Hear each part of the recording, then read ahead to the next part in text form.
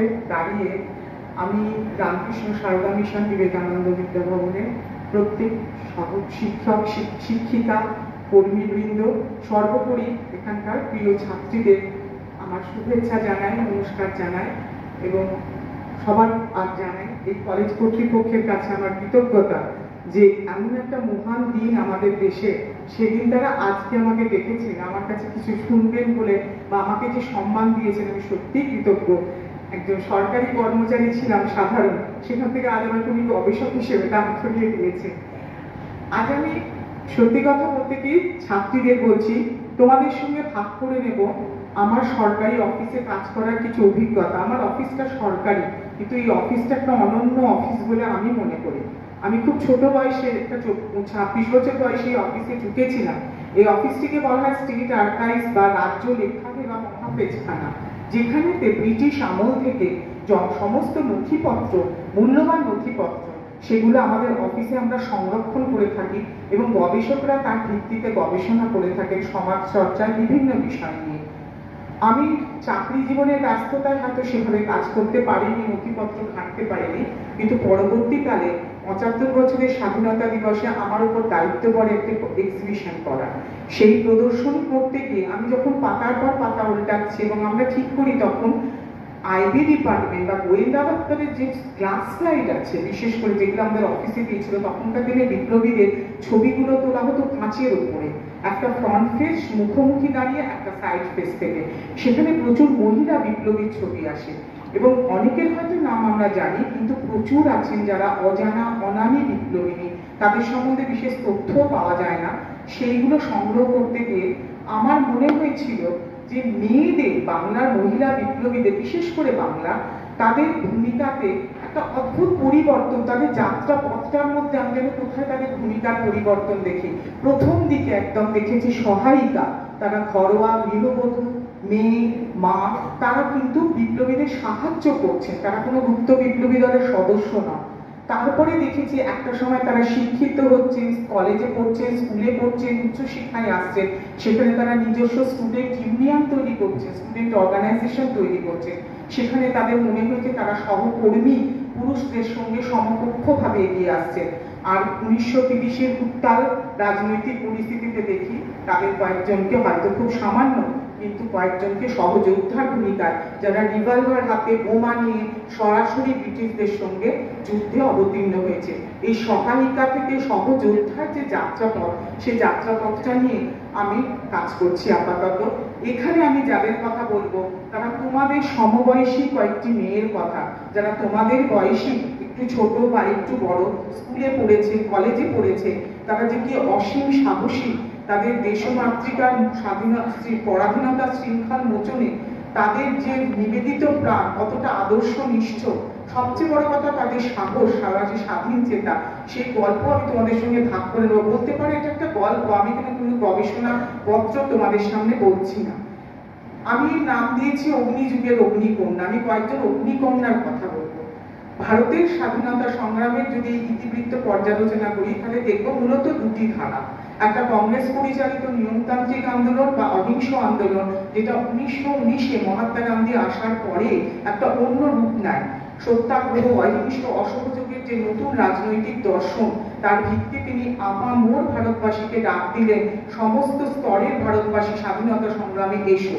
তার পাশাপাশি ঠিক সমান্তরালভাবে চলেছিল গুপ্ত বিপ্লবী সমিতির অধীনে সশস্ত্র সংগ্রামী জাতীয়তাবাদী আন্দোলন। আমার আলোচ্য বিষয় এই সশস্ত্র সংগ্রামে যে সকল মহিলারা যুক্ত ছিলেন। যদি দেখি আমরা তুলনামূলক একটা যদি পর্যালোচনা করি, সংখ্যাগতভাবে কংগ্রেস পরিচালিত নিয়মতান্ত্রিক আন্দোলনে মহিলাদের সংখ্যা অনেক বেশি, কিন্তু গোয়েন্দা দপ্তরের যে নথি তাকে আমরা দেখতে পাই যে সশস্ত্র সংগ্রামী জাতীয়তাবাদেও প্রায় 900-র বেশি বাঙালি মহিলার নাম পাচ্ছি, যারা কিন্তু পুলিশের খাতায় বা গোয়েন্দা বিভাগের খাতায় তাদের নাম আছে। এবং গান্ধীজির মতো হয়তো এদেরকে কিন্তু কেউ সরাসরি ডাকেননি, গান্ধীজি সবাইকে আহ্বান করেছিলেন, কিন্তু গুপ্ত বিপ্লবী সমিতির নেতা, যাদেরকে দাদা বলা হতো, তারা কিন্তু কেউ খুব একটা মহিলাদের সরাসরি রাজনীতিতে আসা বা এই সংগ্রামী জাতীয়তাবাদে আসা পছন্দ করতেন না। কারণ স্বাভাবিকই তারা মনে করতেন মেয়েদেরকে একটু নরম ভীরু প্রকৃতির মনে করা হয়, তাছাড়া মেয়েদের সম্মানহানির ভয়, যেটা হয়তো আজকের দিনেও খুব একটা মিথ্যে নয়, সেই ভয় থেকেই তারা কিন্তু কখনো তাদেরকে সম্মুখ সমরে বা দলীয় সদস্য করে নেননি, কিন্তু তারা নিজস্ব আগ্রহে এগিয়ে এসেছিল। যদিও প্রথম যে গুপ্ত বিপ্লবী সমিতি, অনুশীলন সমিতি, তার যদি প্রতিষ্ঠাতা বা তার গল্পের ইতিহাস দেখি, সেখানে দেখবো দুই অগ্রণী মহিলা যাদের অগ্রগামিনী বলে আমরা সম্মান করছি, আমাদের প্রণম্যা, একজন সরলা দেবী চৌধুরানী আর একজন সিস্টার নিবেদিতা। সরলা দেবী চৌধুরানী রবীন্দ্রনাথের দিদি স্বর্ণকুমারী দেবীর মেয়ে, অত্যন্ত কুশলী, শিক্ষিতা, রাজনীতি সচেতন, সাংগঠনিক একজন দক্ষতার অধিকারী একজন মহিলা, যাকে আমরা বলবো কালের চেয়ে অগ্রগামিনী আমি মনে করি, যুগের চেয়ে এগিয়ে ছিলেন অনেক। সেই মহিলা কিন্তু 1905-এ বঙ্গভঙ্গকে কেন্দ্র করে যখন বঙ্গ রাজনীতি উত্তাল, তখন তিনি তার বহু আগেই তৈরি করলেন লক্ষ্মীর ভান্ডার এবং স্বদেশী স্টোর, যেখানে মহিলাদের তৈরি, মহিলাদের হাতের জিনিস মহিলাদের জন্য বিক্রি করা হতো। তার পরবর্তীকালে তিনি তৈরি করেছেন ভারতশ্রী মহামণ্ডল বলে একটা সর্বভারতীয় সমিতি, যেটা মেয়েদের সার্বিক উন্নতির বিকাশে কাজ করেছেন সারা ভারত জুড়ে।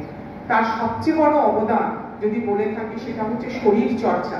আজকে আমার এখানে এসে যেটা দেখলাম এই মেয়েদের দৃপ্ত ভঙ্গিতে, আমার সেটাই মনে হলো যে শুরু হয়েছিল কতদিন আগে সরলা দেবী চৌধুরানী করে গেছিলেন। তিনি মনে করতেন ভারতের পরাধীনতা শৃঙ্খল মোচনে বাঙালি জাতিকে যে দুর্বল বলা হয় শারীরিকভাবে, সেটাকে সবার আগে কাটাতে হবে, এবং সেই জন্য তিনি তার নিজের বাড়িতে তৈরি করলেন আখড়া বা জিমনাসিয়াম, যেখানে তিনি পুরুষদের যুব শক্তিকে ব্যায়াম শিক্ষা দিতে, নিজে অংশগ্রহণ করতে। প্রফেসর মোর্তাজা বলে একজন এসেন তাদেরকে শরীরচর্চা শেখাতেন, এবং তিনি ভারত মাতার মানচিত্র পেছনে রেখে সামনে তরোয়াল ছুঁয়ে প্রতিজ্ঞা করাতেন, তাদের শপথ করাতেন দেশমাতৃকার মুক্তি মন্ত্রে। এবং এই ক্ষেত্রে তিনি আর একটা কাজ করেছিলেন, দুটো উৎসব চালু করেছিলেন, একটা বীরাষ্টমী আর একটা প্রতাপাদিত্য এবং উদয়াদিত্য। বীরাষ্টমী দুর্গাপুজোর অষ্টমীর দিনে তার সকল প্রতিযোগিতা হতো ছেলেদের মধ্যে, এবং আমাদের যে বারোভূমি আছিলেন বাংলার বিখ্যাত, যারা স্বাধীনতা লড়েছিলেন মুঘলদের এগেনস্টে, সেই প্রতাপাদিত্য এবং উদয়াদিত্যের স্মরণে তিনি এই দুটো উৎসব চালু করেন, যেরকম মহারাষ্ট্রে করা হয়েছিল শিবাজী উৎসব। এবং আমি আর একজনকে বলবো, তার নাম হচ্ছে সিস্টার নিবেদিতা, যিনি বিদেশ থেকে এসে এদেশের জন্য নিবেদিত প্রাণ। সেই মহিলা কিন্তু আমরা দেখি যে প্রথম যে বাংলার গুপ্ত সমিতি, অনুশীলন সমিতি, এবং সেই অনুশীলন সমিতি তৈরি করার যে রিপোর্ট পাচ্ছে আইবি ডিপার্টমেন্টে, তাতে বলা হচ্ছে যে প্রথম যে রাজনৈতিক গুপ্ত সমিতিগুলো গড়ে উঠেছিল তার অন্যতম হোতা ছিলেন সরলা দেবী চৌধুরানী, সিস্টার নিবেদিতা, জাপানি শিল্পী ওকাকুরা, প্রমথনাথ মিত্র এবং অরবিন্দ ঘোষ, এদের নাম। তাহলে এই দুই অগ্রগামিনী আমাদের, যদিও পরবর্তীকালের গুপ্ত রাজনৈতিক সমিতিতে মেয়েদের সেভাবে প্রাধান্য দেওয়া হয়নি শুরুর দিকে, কিন্তু এই দুই নারী কিন্তু প্রথম গুপ্ত সমিতির প্রতিষ্ঠার ইতিহাসের সঙ্গে যুক্ত। এবং অরবিন্দ ঘোষ যখন যতীন্দ্রনাথ বন্দ্যোপাধ্যায়কে এখানে পাঠান গুপ্ত সমিতি গড়ে তোলার জন্য, যতীন্দ্রনাথ বন্দ্যোপাধ্যায় কিন্তু যোগাযোগ করেছিলেন নিবেদিতার সাথে, এবং এদের প্রয়াসে অনুশীলন সমিতি গড়ে উঠেছিল, যেখানেতে গুপ্ত সমিতি, যেখানে চোখের সামনে ছিল শরীর চর্চার আখড়া, কিন্তু আড়ালে বৈপ্লবিক কাজকর্ম হতো। এর পরবর্তী সময়ে আমি আরো দুজন অগ্রগামিনীর কথা বলবো, একজন ননিবালা দেবী, একজন দুপুরিবালা দেবী। হয়তো অনেক কিছু বলার আছে, আমার বইটা বেরোলে তোমরা যদি কন্টিনিউ পড়ো দেখতে পাবে এদের সম্বন্ধে অনেক বলার। আজকে আমি একটু ছোট করে বলি। আমাদের 1914 সালে রডা কোম্পানি থেকে যে মাউজার পিস্তল আমদানি হতো, সেই পিস্তলটা লুট করার একটা পরিকল্পনা হয়। যুগান্তর এবং অনুশীলনী দুই বিপ্লবী দল মিলে এই পরিকল্পনাটা করে, এবং এই রডা পিস্তল লুট করে খুব তাড়াতাড়ি পিস্তল এবং কার্তুজ খুব তাড়াতাড়ি সারা বাংলাতে ছড়িয়ে দেওয়া। তখন খুব দুর্মূল্য ছিল এগুলো, পয়সা কুড়ি বিপ্লবীদের হাতে কোথায়, রাজনৈতিক ডাকাতি করে তারা অর্থ সংগ্রহ করতে। এই সময়তে এর কিছুদিন বাদে ইন্দো জার্মান ষড়যন্ত্র মামলা, যেখানে বাঘা যতীন বা যতীন্দ্রনাথ মুখোপাধ্যায় পরিকল্পনা করে জার্মানি থেকে অস্ত্র নিয়ে তিনি সারা ভারতব্যাপী একটা বৈপ্লবিক অভ্যুত্থান ঘটাবে, কিন্তু সেই জাহাজ অস্ত্র নিয়ে পৌঁছয়নি, এবং কুড়িমারামে তীরের ঐতিহাসিক যুদ্ধে বাঘা যতীন এবং কয়েকজন সঙ্গী তার প্রথম শহীদ হন। এই প্রসঙ্গে বলি, এই মাউজার পিস্তলগুলো যে বিভিন্ন জায়গায় ছিল, এবং এই ইন্দো মামলা, এই ষড়যন্ত্র, ইন্দো জার্মান ষড়যন্ত্র ফাঁস হয়ে যাওয়ার পর ব্যাপক খানা তল্লাশি শুরু হয়। তখন ঠিক করা হয় যে করতে করতে একটা জায়গা থেকে তারা কয়েকজন বিপ্লবীদের গ্রেপ্তার করে, তার মধ্যে অমরেন্দ্রনাথ চ্যাটার্জি বলে একজন বিপ্লবী তার কয়েকজন সঙ্গীকে নিয়ে পালিয়ে যান, কিন্তু রামচন্দ্র মজুমদার পালিয়ে যেতে পারেননি। এবার রামচন্দ্র মজুমদারের কাছে একটা মাউজার পিস্তল ছিল। এবার বিপ্লবীরা গিয়ে আশ্রয় নিলেন রিষড়াতে অমরেন্দ্র চ্যাটার্জির পিসিমা ননিবালা দেবী। এই ননিবালা দেবী একজন গৃহস্থ বিধবা মানুষ, তিনি তার ভাইপোকে আশ্রয় দিয়েছিলেন। এবং আমরা আইটি ডিপার্টমেন্টে যে মহিলা বিপ্লবীদের ছবি পাচ্ছি সেখানে ননিবালা দেবীর নাম পাচ্ছি না, কিন্তু পিসিমা বলে একজনের ছবি আছে। যদিও সেই পিসিমা ইনি কিনা আমরা অল্প বয়সী নিয়ে তো তার সঙ্গে এই ছবিটা মেলাতে পারছি না, এখনো অব্দি আমি ঠিক পারিনি এখনো আমরা। সেই ননিবালা দেবীর কাছে তখন বলে এই মাউজার পিস্তল তো অত্যন্ত দুর্মূল্য, ওটাকে কি করে করতে হবে। তখনকার সমাজ, তোমরা আজকে দিয়ে ভেবো না, 1916 সালের রক্ষণশীল সমাজে ওই বিধবা মহিলা সধবা স্ত্রী সেজে রামচন্দ্র মজুমদারের সঙ্গে প্রেসিডেন্সি জেলে গিয়ে দেখা করে জেনে আসেন রিভলভারটা কোথায় লুকিয়ে রেখেছে। সুতরাং এরা বিপ্লবী দলের সদস্য নয়, কিন্তু আমার মনে হয় এরাই আসল বিপ্লবী ছিল। এবং এসে তিনি খবর দিলেন। এরপরে পুলিশ কিন্তু রিষড়ার বাড়িতে সন্ধান পেয়ে গেল। তখন তারা পালালেন চন্দননগরে। চন্দননগর প্রসঙ্গে একটা কথা বলে রাখি, চন্দননগর ছিল ফরাসির পরিবেশ, যার জন্য এখানে ব্রিটিশ প্রশাসনের আইন কানুন অত খাটতো না, তাই বিপ্লবীরা নিরাপদ আশ্রয় খুঁজে চন্দননগরেই চলে যেতেন। এবং চন্দননগরেতে মতিলাল রায় এবং সাগরকালী ঘোষের নেতৃত্বে প্রবর্তক সংঘ তৈরি হয়েছিল, এবং তার বাড়ির দুই মহিলা ছিলেন, তাদের ছবি পাওয়া যায়নি আইডিতে, তারা গোপনে কাজ করতেন। এরা প্রচুর অনামী মহিলা আছে যাদের কথা, একজন হচ্ছে রাধারানী নাম আর একজন নেত্রকালী ঘোষ। এরা নিজেদের রান্নাঘরে রান্না করতে করতে বোমার মশলা পেশাই করতে, বোমার মশলা মিশিয়ে দিতেন। এবং চন্দননগরে এই বোমাগুলোই কিন্তু কলকাতাতে আসত বিপ্লবীদের হাতে। এই 1906 আর 8 যখন পরিকল্পনা করছেন বোমা মেরে উড়িয়ে দেবেন অ্যান্ড্রু ফ্রেজার, ড্যানফিল্ড ফুলারের গাড়ি, তখন কিন্তু এই বোমাগুলো আসতো এই মহিলাদের কাছে। এবার ননিবালা দেবীকে পড়া হলো। ননিবালা দেবী তখন চন্দননগরে চলে গেলেন, সেখানে জানগোপাল মুখার্জি এবং অতুল ঘোষ আরো দুজন খুব বিখ্যাত বিপ্লবী, তারাও আশ্রয় ঘোষণা করে এদের তখন মাথার দাম নিতে দিয়েছে সরকার। এরাও ওখানে গোপনে আশ্রয় নিল। পুলিশ সেটাও একদিন জানতে পেরে গেল। তখন বাধ্য হয়ে তারা পিসিমাকে এক জায়গায় পেশোয়ারে পাঠিয়ে দিলেন এবং নিজেরা অন্য জায়গায় আত্মগোপন করে দিলেন। ননিবালা দেবী পেশোয়ারে গেলেন, সেই সময় তিনি প্রচুর অসুস্থ, কলেরায় আক্রান্ত। সেই অবস্থাটাকে গ্রেপ্তার করে প্রথমে পেশোয়ার জেলে এবং তারপর বেনারস জেলে নিয়ে আসা হলো। বেনারস জেলে তার উপর যে অকথ্য অত্যাচারের বর্ণনা আমরা পেয়েছি, মানে একটা মহিলাকে যতভাবে অপমানিত অসম্মানিত করা যায় সমস্ত কিছু ওই মহিলার সাথে হয়েছিল। পরে তাকে কলকাতা প্রেসিডেন্সি জেলে নিয়ে আসা হয় এবং তিনি ছিলেন ভারতের একমাত্র এবং প্রথম স্টেট প্রিজনার, রাষ্ট্রবন্দী। এবং স্টেট প্রিজনার করে রাখাকালীন প্রেসিডেন্সি জেলে এসে তিনি কিন্তু 21 দিন অনশন করলেন, কিছু খেতেন না। বহু অনুনয় বিনয় করলেন কারা কর্তৃপক্ষ, কারণ না খেয়ে মারা গেলে তো আরো বিপদ। তখন তিনি বললেন কোনো ব্রাহ্মণ কন্যা যদি আমার রান্না করে দেয় তবেই খাবো। ওই জেলেই একজন, তার নাম দুপুরিবালা দেবী, তার গল্প আমি এবার বলবো। দুপুরিবালা দেবীকে দায়িত্ব দেওয়া হলো যে ননিবালা দেবী রান্না করা। তারপরে 1918 সালে ননিবালা দেবী মুক্তি পেলেন, কিন্তু তার পরিবার তাকে গ্রহণ করলেন না। নির্বান্ধ নিঃসম্বল ভাবে তিনি বাকি জীবনটা কাটিয়ে দিলেন, কোনো সমাজ তাকে গ্রহণ করেনি। এটাই হচ্ছে বিপ্লবী আন্দোলনে যোগ দেওয়ার প্রথম শাস্তি। দুপুরিবালা দেবীর কথা বলি। দুপুরিবালা দেবীর বোনপো ছিলেন নিবারণ ঘটক। নিবারণ ঘটক ওই যে মাউজার পিস্তলগুলো রডা কোম্পানি চুরি হয়েছিল, 7টা মাউজার পিস্তল তিনি তার মাসির কাছে লুকিয়ে রাখতে দিলেন বীরভূমের সিউড়ি জেলাতে তার শ্বশুর। এবার কিছুদিন বাদে তারও খবর পেয়ে গেল এবং দুপুরিবালা দেবীকে গ্রেপ্তার করা হলো। দুপুরিবালা দেবী কিছুতেই বললেন না ওই মাউজার পিস্তল তার কাছে কে লুকিয়ে রেখেছে। তাকে তখন সশ্রম কারাদণ্ডে দণ্ডিত করে প্রেসিডেন্সি জেলে নিয়ে আসা হলো এবং অসম্ভব কায়িক পরিশ্রম, যেটা দুপুরিবালা দেবী, ননিবালা দেবী জানতে পেরে তারপর তার সংস্পর্শে নিয়ে আসেন এবং তার রান্না বান্না করে তার এই কায়িক শ্রমের কিছুটা লাঘব হয়। এবং দুপুরিবালা দেবী যখন এসেছিলেন তখন তার সন্তান একেবারেই ছোট, মানে একেবারে শিশু সন্তান বলা যেতে পারে, তাকে ছেড়ে তিনি জেলের জীবনে চলে এসেছেন। এরা দুজনেই 1918 সালে মুক্তি পেয়েছিলেন। এই দুজন বিপ্লবীকে সহায়িকার ভূমিকায় আমরা বলতে পারি, বা নেত্রকালী ঘোষ এবং রাধারানী রায়। তাছাড়াও ছিলেন চারুশীলা দেবী, অনেক নাম আছে আমি যেগুলো এই মুহূর্তে এত স্বল্প পরিসরে বলতে পারবো না। চারুশীলা দেবী, নগেন্দ্রবালা দেবী, আরো অনেক বিপ্লবীর নাম আমরা পাই। ক্ষীরোদা সুন্দরী চৌধুরী। ক্ষীরোদা সুন্দরী চৌধুরী 50 বছরের ঊর্ধ্বে একজন মহিলা। এই মহিলাকে পাচ্ছি যারা বিপ্লবী আন্দোলনে যুক্ত মহিলাদের মধ্যে একটু বয়স্ক। ইনি কিন্তু প্রত্যেক বিপ্লবীরা যেখান থেকে যেখানে পালিয়েছেন, এই যদুগোপাল বা যুগান্তরের বিপ্লবীরা, তাদের প্রত্যেকের সঙ্গে মা সেজেছে, মা হয়ে থেকে তাদের গৃহকর্ত্রী ভূমিকার কাজ করেছেন। এবং এক সময় হাওড়া থেকে পালিয়ে গিয়ে তারা আসামে চলে গেছিলেন এবং আসাম থেকে তারপরে দীর্ঘদিনের অনুপস্থিতিতে গ্রামে যখন সন্দেহের একটা বাতাবরণ তৈরি হচ্ছে, তখন তাকে বিপ্লবীরা ফেরত পাঠিয়ে দিয়েছিলেন তার বাড়িতে। যদিও তাকে বহু জেরা করেও তিনি কোনো সত্যি স্বীকার করেনি এবং পুলিশ তাকে গ্রেপ্তারও যার জন্য করতে পারে। এরপরে আমি দেখবো এই সহায়িকার ভূমিকা থেকে কিভাবে তারা সহকর্মী হলেন।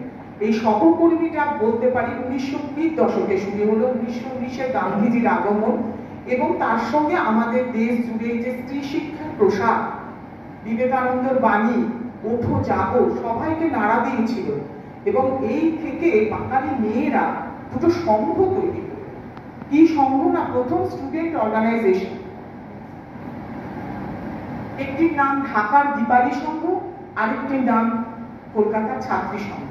ঢাকার দীপালি সংঘের প্রতিষ্ঠাতা ছিলেন লীলানাথ। প্রথম ছবিতে লীলানাথ। এই ছবিগুলোর প্রসঙ্গে বলে রাখি, এখানে যে ছবিগুলো দেখাচ্ছি প্রথম 4টি ছবি ছাড়া এখান থেকে যে ছবিগুলো দেখবে এগুলো কিন্তু সমস্ত আইটি ডিপার্টমেন্টের গ্লাস লাইটের ছবি। এগুলো আমরা সংরক্ষণ করেছি, এগুলো আমরা রক্ষণাবেক্ষণ করি এবং এগুলো একদমই অরিজিনাল। এরা যখন যে বন্দী হয়েছিল সেই অবস্থায় তাদের তোলা ছবি।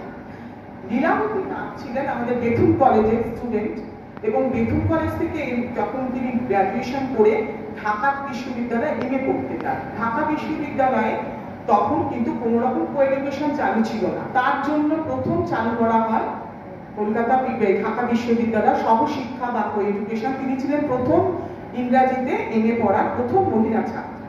তিনি তার আগে তিনি মনে করতেন যে স্বাধীনতা আন্দোলনে মেয়েদের যদি অংশগ্রহণ করতেই হয় তার জন্য সবার আগে তাদের শিক্ষিত হতে হবে। এই উদ্দেশ্য নিয়ে তিনি 4টি স্কুল করেছিলেন ঢাকা শহরে। দীপালি 1, দীপালি 2, পুরানা পল্টন বালিকা বিদ্যালয় এবং নারী শিক্ষা মন্দির।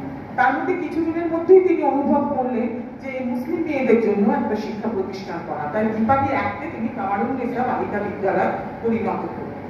লীলানাথ মানে এই সংঘ বালিকা এদের যে তৈরি করতে, এদের জন্য তিনি তার যে পরিশ্রম বা তার যে সাধনা সেটা মানে গল্প কথা। সেই সময় তিনি যে দীপালি সংঘ তৈরি করলেন, এই দীপালি সংঘ সাধারণ শিক্ষা দিতেন না মেয়েদের মধ্যে, তার সঙ্গে তারা তৈরি করতেন শরীর চর্চা, বিভিন্ন ভোকেশনাল ট্রেনিং, বিভিন্ন ফিজিক্যাল ট্রেনিং এবং টেকনিক্যাল এডুকেশন। তার সঙ্গে তৈরি করতেন কি করে বক্তৃতা দিতে হবে, কি করে মিটিং মিছিল পরিচালনা করতে হবে। এই যে সংঘগুলি এবং পরবর্তীকালে যদি কলকাতার ছাত্রী সংঘ দেখি সেখানেও একই ব্যাপার, মেয়েদের শরীর চর্চা করতে হবে। যেটা তোমাদের আমি আজকে দেখলাম এসেই আমার ওই কথাটা মনে পড়লো। আমি ভেবেছিলাম ওনাকে, আমি প্রিন্সিপাল ম্যাডামকে বললাম যে আমি কিছুটা বাদ দেবো ভেবেছিলাম, কিন্তু ওই যে ঢুকতে চারপাশে সাদা লাল শাড়ি পরে দাঁড়িয়ে ড্রাম নিয়ে বিন্দু নিয়ে দাঁড়িয়ে আছে, ওইটা আমার একটা ঘটনার কথা মনে করিয়ে দিল। আজকে তোমরা করছো, তোমাদের যারা অগ্রগামিনী ছিলেন, যারা মশাল বাহিকা, আমি তাদের কথাই বলছি। এই লীলানাথের কথা আগে বলি।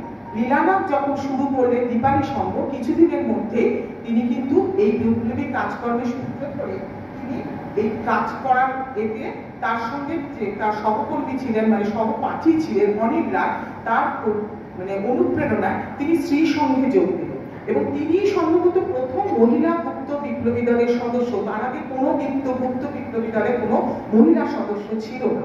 লীলানাথ ছিলেন এবং লীলানাথ তারপর থেকে দীপালির কাজকর্ম কিন্তু বৈপ্লবিক কাজকর্মের দিকে চলে যেতে থাকে এবং দীপালির যে দাবি দেওয়া ছিল সেগুলো অত্যন্ত আধুনিক ছিল। কি কি দাবি দেওয়া করতেন দেখো তারা? তারা বলতেন মেয়েদের ভোটাধিকার করতে হবে, বন প্রথার বিলোপ করতে হবে, মেয়েদের বিয়ের ন্যূনতম বয়স নির্ধারণ করতে হবে, এমনকি ধর্ষিতা মেয়েদের মহিলাদের পুনর্বাসন করতে হবে। এই রকম দাবি দেওয়া তারা পেশ করতেন। নারীদের শিক্ষা এবং নারীদের ক্ষমতায়নের ক্ষেত্রে দীপালি সংঘের ভূমিকা ছিল অসামান্য। এর পরবর্তীকালে তিনি যখন স্ত্রী সংঘে যোগ দেন, স্ত্রী সংঘের